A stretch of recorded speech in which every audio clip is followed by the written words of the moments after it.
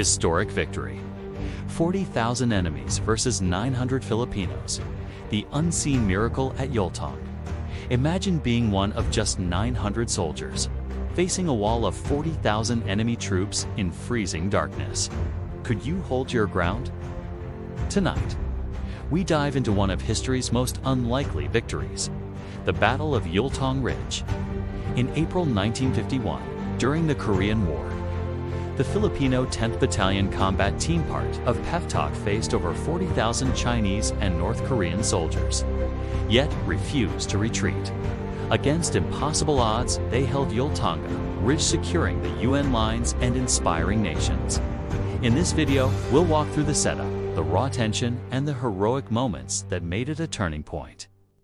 Get ready for courage, sacrifice, and a miracle on a cold Korean night. It's early afternoon, April 22, 1951. The 10th BCT, about 900 strong, digs in on what UN forces call Line Utah, a stride Route 33 strategic high ground near Yuanchin. They're part of the 3rd U.S. Infantry Division. Their neighbors, including Puerto Rican and Turkish units. Opposite them, waiting in silence, is the Chinese 12th Army, over 40,000 soldiers, ready to crush the ridge in the spring offensive. The air is cold, tension as high, artillery begins to rumble. Many men are fatigued. Supply lines are strained. Some orders say to retreat if pressed, but morale is firm. These 900 men are determined to stand. As night falls, the battalion springs to readiness. Machine guns are set, foxholes deepened, and barbed wire in place. Filipino medics, cooks, clerks, everyone grabs a rifle. When the Chinese attack, every single person will matter. At exactly 11 p.m., April 22nd, the silence was shattered. Hundreds of artillery shells exploded across Yultong Ridge, raining death and earth. At midnight, Chinese soldiers surged forward, wave after unrelenting wave. Imagine the scene: darkness lit by flare brightness and gunfire. Filipino defenders, outnumbered more than 40 to 1, gripped their rifles and grenades. They'd been trained, but never for a moment like this. Machine gunners fired sweep after sweep, sometimes reloading as bullets whizzed past. It wasn't just the infantry. Medical orderlies loaded weapons. Clerks, cooks, even garbage collectors. Every Filipino soldier grabbed a rifle. This was not a drill, was survival. As the Chinese pushed and burned through other UN lines, Yultong held firm, though the U.S. 65th Regiment and Turkish Brigade were slowly pushed back. The Filipino 10th BCT refused to budge. Commanders debated withdrawal, but Captain Conrado Yap, leading heavy weapons company, made a bold choice. His men counterattacked again and again. Captain Yap himself emerged from his tank's hatch, firing the machine gun with courage exemplified. Yap's valor brought hope amid chaos, yet at great cost. Both he and Lieutenant Jose Arteaga ultimately paid the highest price, but their stand saved the ridge and many lives. As dawn breaks on April 23rd, the battlefield is eerily quiet. The night's fury has passed, but the story of survival lives on.